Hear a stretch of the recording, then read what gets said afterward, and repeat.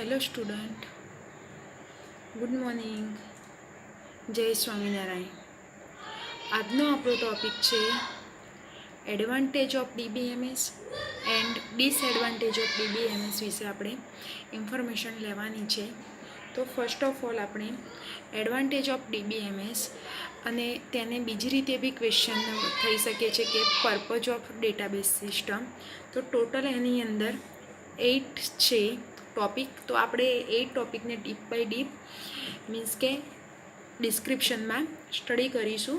તો first of all આવશે minimal data રિડ્યુડન્સી, next આવશે ઇમ્પ્રૂવ ડેટા કન્સિસ્ટન્સી, થર્ડ આવશે એફિશિયન્ટ ડેટા એક્સેસ, ફોર્થ આવશે ઇમ્પ્રૂવ ડેટા શેરિંગ, ફિફ્થ આવશે ઇમ્પ્રૂવ ડેટા ઇન્ટિગ્રિટી, સિક્સ આવશે guaranteed ઓટોમેસિટી, 7 આવશે ઇમ્પ્રૂવ કોન્કરન્ટ એક્સેસ અને 8 નંબરમાં આવશે ઇમ્પ્રૂવ ડેટા સિક્યુરિટી.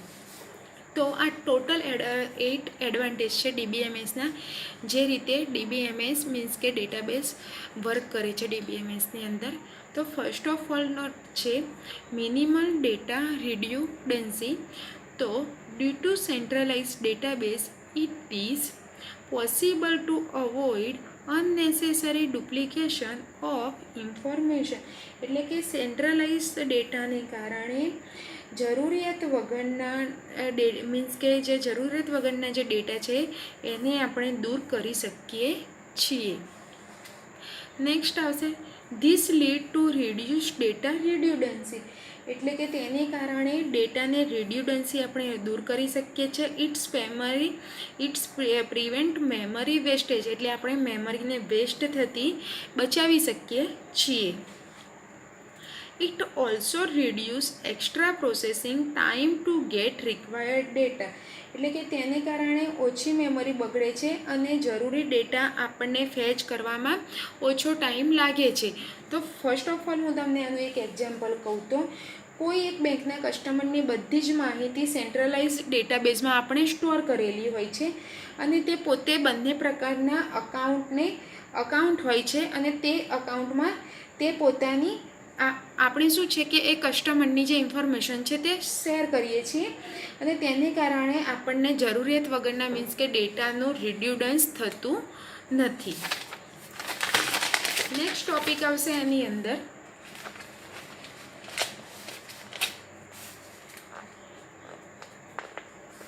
આજે મેં આગળ તમને એક્ઝામ્પલ સમજાયું. All the information about bank customer can be kept centralise both account saving as well as current can be sharing this information. એટલે કે જે કોઈ એક કસ્ટમર છે બેંકમાં પોતાના 2 એકાઉન્ટ ખોલાવે છે. તો એ એક હોય છે મીન્સ કે એક અકાઉન્ટ હોય છે એ કરંટ હોય છે અને એક અકાઉન્ટ સેવિંગનું તે ઓપન કરાવે છે અને તેમાં એ પોતાની બધી જ ઇન્ફોર્મેશન સેન્ટ્રલાઇઝ ડેટાબેઝની અંદર તે પોતે સ્ટોર કરાવે છે.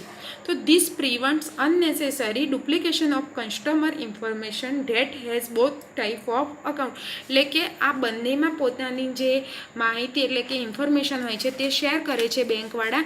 એને લઈને આપણા શું થાય છે કે ડેટા રિડ્યુડન્સી ઉદ્ભવવાનો ચાન્સીસ રહેતો નથી.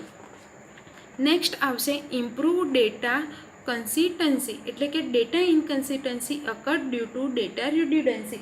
એટલે કે ડેટા રિડ્યુડન્સીને કારણે આપણે ડેટા ઇનકન્સિસ્ટન્સીને જનરેટ કરી શકીએ છીએ. For example, consider that customer information is maintained separately for saving account and current account. Now it is possible that this change address is updated in only one file, leaving address in other file as it. એટલે કે કોઈ એક customer હોય છે તે પોતાના 2 account open કરાવેલા હોય છે સેવિંગ અને કરંટ. તો એને પોતાનું જે એડ્રેસ ચેન્જ કરવું કરે છે તો એ એડ્રેસ છે પોતાના એક અકાઉન્ટ હશે એમાં ચેન્જ થશે અને જે બીજું એકાઉન્ટ હોય છે એમાં જે આગળનું પોતે એડ્રેસ મીન્સ કે એડ કરાયેલું હોય છે તેનું તે રહે છે અને બીજી ફાઇલમાં તે એડ્રેસ ચેન્જ થતું નથી. તો as a result of this same customer will have two different address in two different files making data inconsistent. એટલે કે જે કસ્ટમરે પોતાના જે બે અલગ અલગ એકાઉન્ટ ઓપન કરાવેલા છે અને પોતાના જે અલગ અલગ ઇન્ફોર્મેશન મીન્સ કે અંદર એડ્રેસ સેન્ડ કરેલી છે, તો તેના કારણે ડેટા ઇનકન્સિસ્ટન્સ થવાનો પ્રોબ્લેમ ઊભો થાય છે. નેક્સ્ટ આવશે with reduce data redundancy such type of data consistency can be eliminated. This result in improved data consistency. એટલે કે ડેટા રિડન્ડન્સીને દૂર કરવાથી ડેટા ઇનકન્સિસ્ટન્સીને આપણે દૂર કરી શકીએ છીએ અને તેને ઇમ્પ્રૂવ કરવાનો આપણે કે પ્રયત્ન કરી શકીએ, એને આપણે ઇમ્પ્રૂવ કરી શકીએ છીએ. નેક્સ્ટ આવશે ઇફિશિયન્ટ ડેટા એક્સેસ. તો DBMS utilise a variety of technique to retrieve data. એટલે કે DBMSની મદદથી આપણે ઘણા બધા ડેટાને એક્સેસ કરી શકીએ છીએ. Required data can be retrieved by providing appropriate query to the DBMS. એટલે કે DBMSમાંથી જરૂરિયાત મુજબની ક્વેરી લખીને આપણે ડેટાને ફેચ કરી શકીએ છીએ. For example, information about all customer or from some particular city can be retrieved easily by providing appropriate query statement. એટલે કે આપણે કોઈ એક સિટીના કસ્ટમરની જ માહિતી આપણે જોઈએ છે તો તેના માટે પ્રોપર ક્વેરી લખીને બી આપણે ડેટા ફેચ કરી શકીએ છીએ. તો કોઈ એક તમે મીન્સ કે કોઈ એક એવી ઓર્ગેનાઇઝેશનમાં ગયેલા છો અને ત્યાં જઈને તમે કોઈ એક વ્યક્તિનો મીન્સ કે ડેટા જોઈએ છે, તો ત્યાં આગળ જઈને તમે ડાયરેક્ટલી એનું સિટીનું નામ અને પોતાનું એ જે પર્સન છે એનું નામ આપો છો, તો શું હોય છે કે એ ઓટોમેટિકલી જે પોતાની જે સિસ્ટમની અંદર મીન્સ કે હોય છે તો એ નાખે છે ક્વેરી, તો એને લઈને તમારે જે પર્સનનું મીન્સ કે નામ અને સિટીનું એડ્રેસ જોઈતું હોય છે એ તમને પ્રોપરલી મળી શકે છે. Thus, data can be accessed in convenient and efficient manner. એટલે કે તેને કારણે સરળતાથી અને સારી રીતે આપણે ડેટાને ફેચ કરી શકીએ છીએ. નેક્સ્ટ ટોપિક આવશે ઇમ્પ્રૂવ ડેટા શેરિંગ. એટલે કે આપણે ડેટા ઇમ્પ્રૂવ કરીને તેને શેરિંગ કરીએ છીએ. તો as database is maintained centrally, all authorise user and application program can share database easily. એટલે કે ડેટાબેઝ સેન્ટ્રલી મેન્ટેન થતો હોવાથી ઓથોરાઇઝ યુઝર અને એપ્લિકેશન પ્રોગ્રામ તેને સરળતાથી એક્સેસ કરી શકે છે.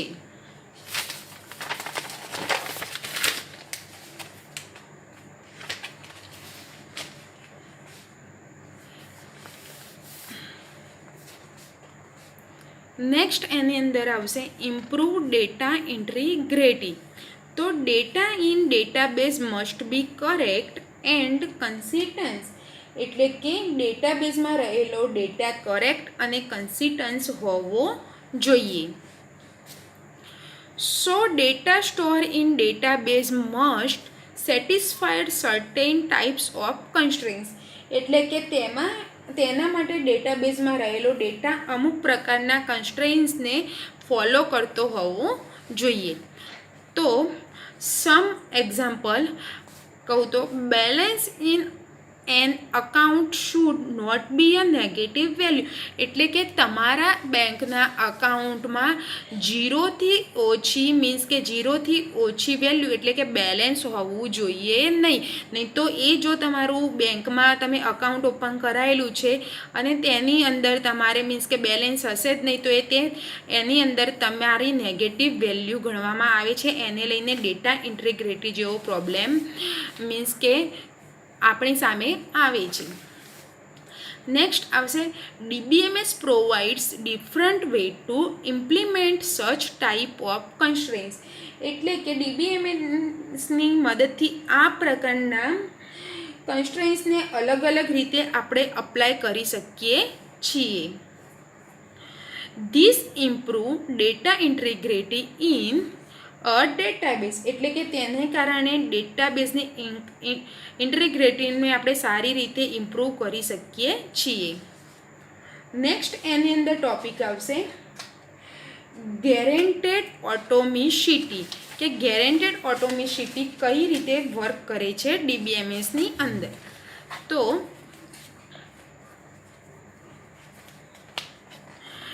any operation on database must be atomic. This means operation must be executed either 100% or 0%. એટલે કે જ્યારે તમારા ડેટાબેઝની અંદર જે મીન્સ કે ઓપરેશન હોય છે તે ઓટોમેટિક થાય છે, અને એનો મતલબ એ થવો જોઈએ કે તમારું જે ઓપરેશન છે એ ઓટોમેટિક થતું હોવાથી એ તમારે 100% અથવા 0% કમ્પ્લીટ થવું જોઈએ. આ તો 100% થવું જોઈએ, આ તો થવું જ ન જોઈએ, એટલે કે 0%. It is the responsibility of the DBMS software to ensure such kind of atomicity. If any operation fail due to some problem such as system crash, then affects the particularly executed operation can be undone. એટલે કે આ પ્રકારની means કે જે જવાબદારી હોય છે DBMS સોફ્ટવેરની હોય છે, જો કોઈ પણ કારણોસર કોઈ પણ ઓપરેશન પૂરું થતું નથી તો તે સંપૂર્ણપણે અનબેન્ડ એટલે કે અનડન થઈ જાય છે. નેક્સ્ટ એની અંદર આવશે improve concurrent access. Multiple users are allowed to access data simulation. This is for the better performance and faster response. એટલે કે એક કરતાં વધારે યુઝર ડેટા એકસાથે સિમ્યુલેશનલી એક્સેસ કરી શકે છે, તેને કારણે સિસ્ટમનું પરફોર્મન્સ સારું અને ફાસ્ટ થઈ શકે છે. As a database is maintained centrally, data can be shared among multiple users. Also, concurrent access to centralized data can be allowed under some supervision. એટલે કે ડેટાબેઝ સેન્ટ્રલી મેન્ટેન થતો હોવાથી એક કરતાં વધારે યુઝર તેને એક્સેસ કરી શકે છે, અને સેન્ટ્રલાઇઝ ડેટાબેઝ એકસાથે બધા જ એક્સેસ કરતા હોય ત્યારે તેનું સુપરવિઝન બી કરવું આપણી માટે, સુપરવિઝન પણ આપણે તેનું ગોઠવી શકીએ છીએ, એટલે કે એરેન્જ કરી શકીએ છીએ. This result in better performance of system and faster response, એટલે કે તેને કારણે સિસ્ટમનું પરફોર્મન્સ આપણને ફાસ્ટર અને સારા એવું મીન્સ કે સારું એવું મળે છે. નેક્સ્ટ આવશે ઇમ્પ્રૂવ ડેટા સિક્યુરિટી. તો database should be accessible to user in a limited way, એટલે કે યુઝર ડેટાબેઝને લિમિટેડ એક્સેસ કરતો હોવો જોઈએ. For example, a customer can check balance only for his her own account. A customer can check balance only for his her own account. He should not have access to information about other accounts. એટલે કે કોઈ એક customer છે એ પોતાના જ means કે અકાઉન્ટનું balance check કરી શકે છે, બીજા કોઈ કસ્ટમરનું તેની અકાઉન્ટને તે ચેક કરી શકતો નથી.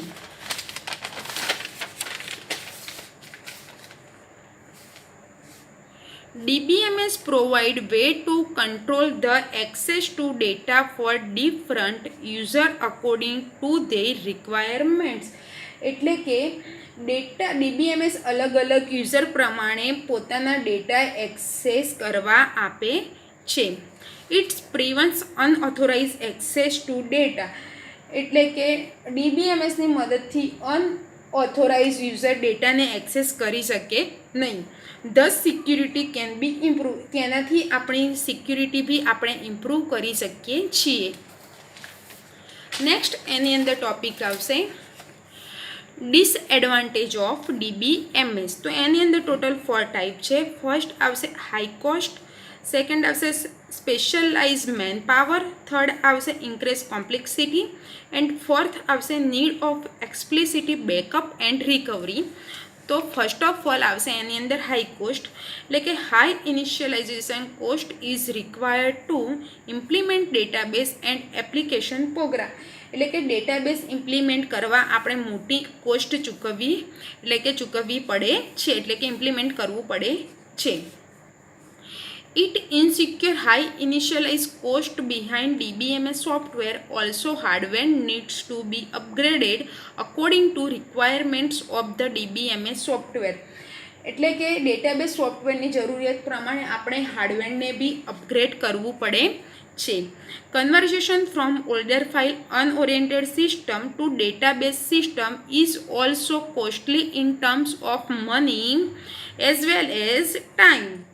એટલે કે જો આપણે કોઈ ફાઇલ ઓરિએન્ટેડ સિસ્ટમમાંથી ડેટાબેઝ સિસ્ટમમાં કન્વર્ટ થતા હોય તો તેના માટે આપણી જે કોસ્ટ તેમજ ટાઈમ બાબતે પણ ખર્ચાળ હોય છે. નેક્સ્ટ આવશે specialise man power. Database system require specialise skill to man power to design and develop database and to provide database administrator service. એટલે કે ડેટાબેઝ સિસ્ટમ માટે સ્પેશિયલ મેન પાવર હોવો જોઈએ, જેને કારણે ડેટાબેઝને ડેવલપ અને ડિઝાઇન કરી શકીએ.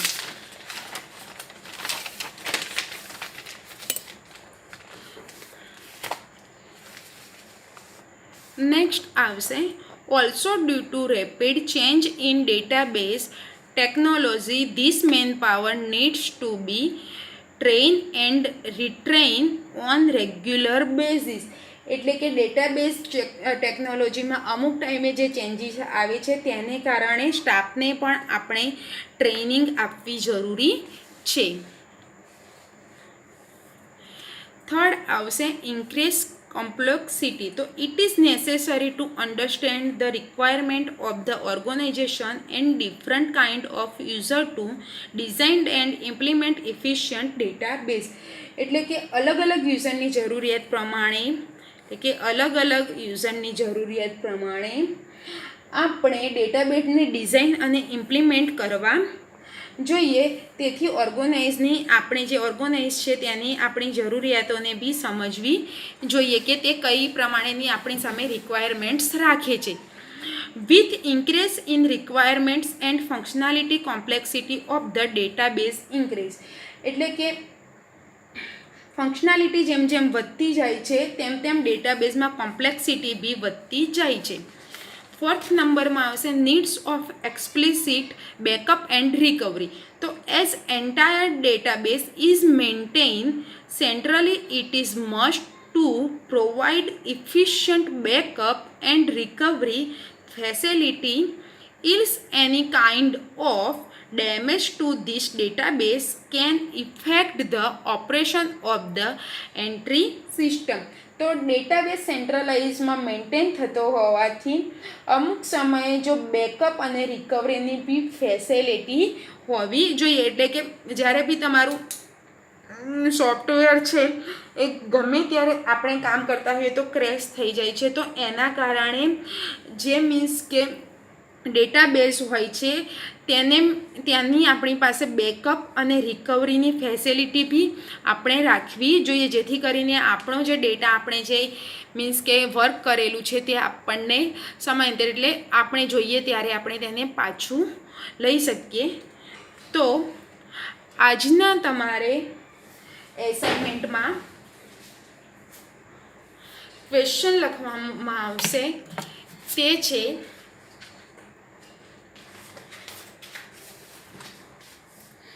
આજના એસાઇનમેન્ટમાં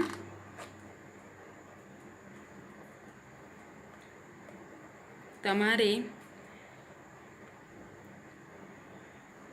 disadvantage of DBMS and advantages of DBMS. તો આ બંને જે ક્વેશ્ચન છે એ તમારે એસાઇનમેન્ટમાં લખવાના રહેશે.